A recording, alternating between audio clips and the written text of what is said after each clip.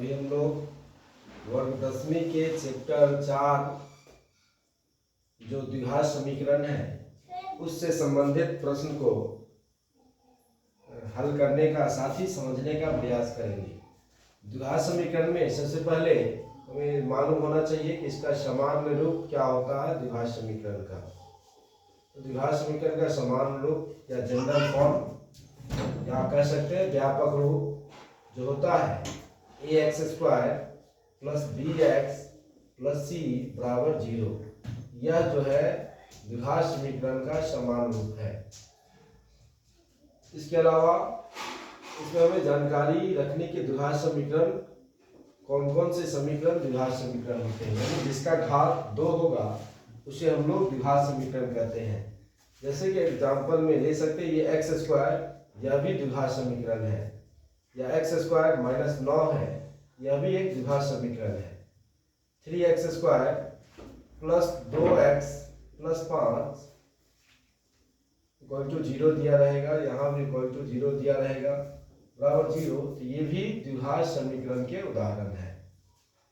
अब कौन कौन से द्विघात समीकरण नहीं हो सकता है तो देखेंगे। जैसे x² + x³ यहाँ पे पावर 2 तो है लेकिन सबसे ज्यादा पावर 3 है, तो ये द्विघात समीकरण नहीं होकर के क्या होगा, इसे हम लोग कह सकते हैं ये त्रिघात समीकरण है,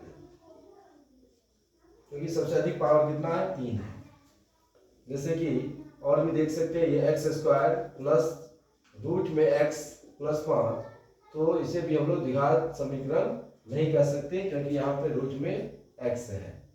तो देखेंगे जिसका सबसे अधिकतम घात 2 हो तो ऐसे को हम लोग द्विघात समीकरण कहते हैं। अब इस चैप्टर में ही आगे हम लोग जानेंगे कि इस चैप्टर से संबंधित एक विवेचक या विविक्तर ज्ञात करने के लिए पूछा जाता है। कौन सा आगे तुम देखो,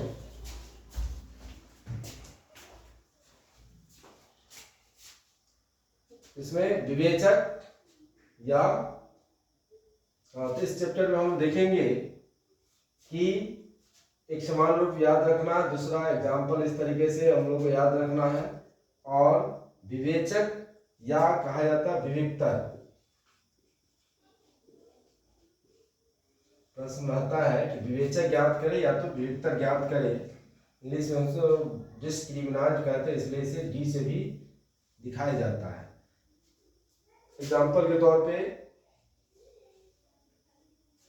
दिया रहेगा कि 2x² + 5x + 6 = 0, इसका विवेचक ज्ञात करें। इसे ज्ञात करने के लिए हमें सबसे पहले सूत्र याद रखने की आवश्यकता है। तो d बराबर होता है b² - 4ac, ये विवेचक का सूत्र है। सूत्र से भी संबंधित प्रश्न आता है कि कौन निम्न में से विवेचक का सही सूत्र है। तो इस तरीके से इस सूत्र के माध्यम से d बराबर b² - 4ac के माध्यम से हम लोग विवेचक या विविक्तर ज्ञात कर सकते हैं।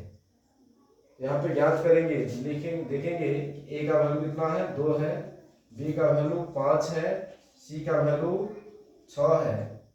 इस तरह से d का जो वैल्यू आएगा 5² - 4, a के जगह पे 2 है तो गुने 2, c के जगह पे 6 है तो गुने 6। इस तरह से 5 को 5 गुना 25, 4 गुना 8, 8 छक 48, इसलिए माइनस वाला ज्यादा, इसलिए माइनस। 8 में से 5 गया 3, 4 में 2 गया 2, इसलिए विवेचक का जो मान होगा इस समीकरण का वो -23 होगा। अब यहाँ पे प्रश्न एक अन्य तरीके से पूछा जाता है कि मूलों का प्रकृति बताएं। मूलों की प्रकृति क्या होगी।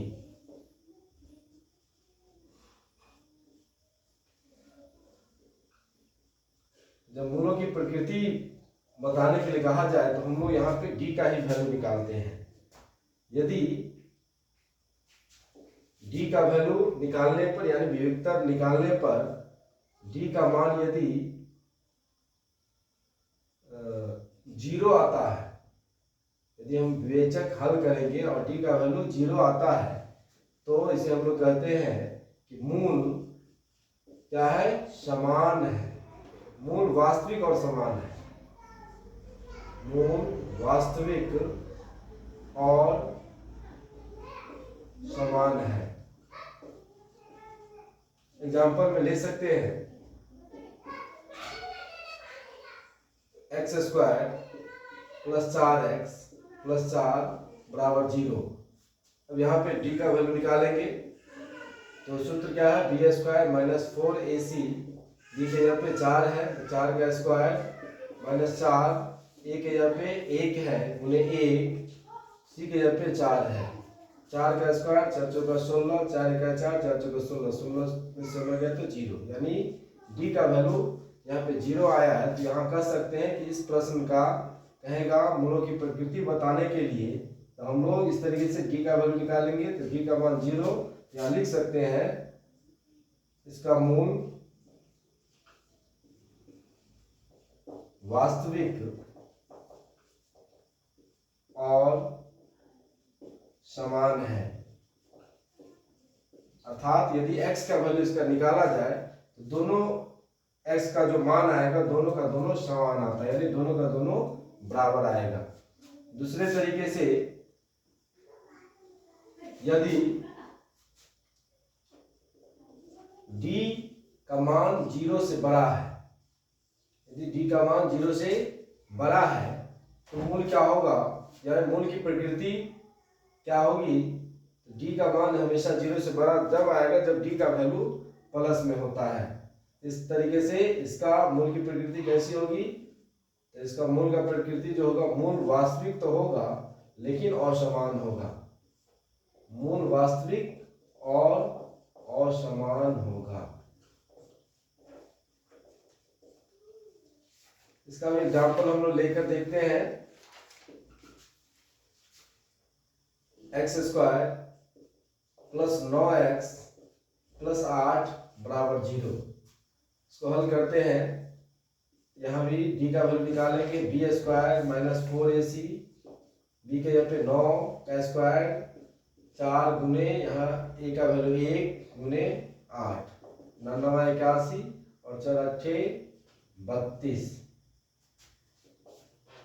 11 में से 2 गया तो 9 बचा या 7, 7 में से 3 गया 4। यहाँ पे कह सकते हैं कि यदि प्रश्न ये रहे कि x square plus 9x plus 8 का मूलों की प्रकृति बताएं, या मूलों की प्रकृति कैसा होगा, तो यहाँ कहेंगे कि मूलों की प्रकृति जो होगी मूल वास्तविक और असमान होगा।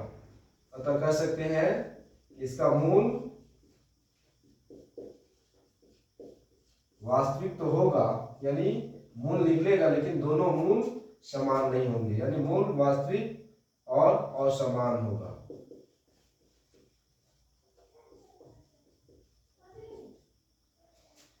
तीसरे प्रकार से लिखेंगे, यदि d का वैल्यू कम है 0 से, यानी d का जो मान आएगा वो माइनस में यदि आता है, तो कहेंगे कि मूल इसका कैसा होगा, तो मूल वास्तविक नहीं होता है। यदि d का वैल्यू माइनस में अर्थात 0 से कम है तो कहते हैं इसका मूल का प्रकृति कैसी होगी, तो मूल वास्तविक नहीं होगा।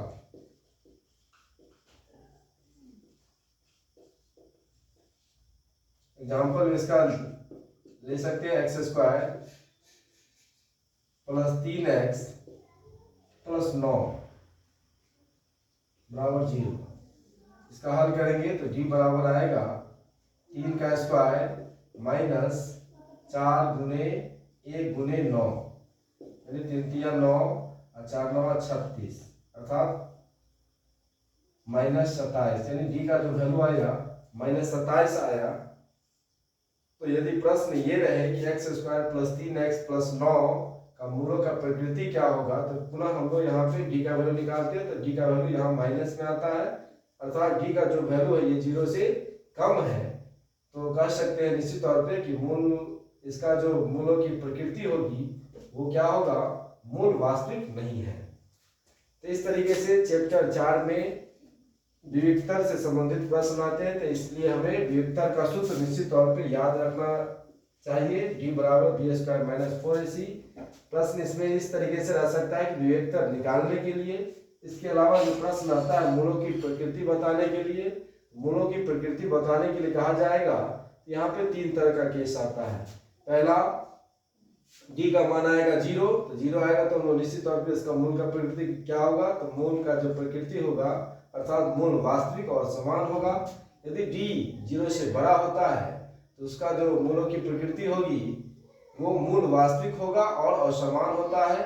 और यदि डी का वैल्यू माइनस में आएगा तो हम लोग कहेंगे कि मूल वास्तविक नहीं है, यानी इसका x का जो मान निकालना चाहेंगे वो x का वैल्यू नहीं निकलेगा। इस तरीके से ये चैप्टर 4 के प्रश्न रहेंगे। इसमें तो आता ही होगा ना।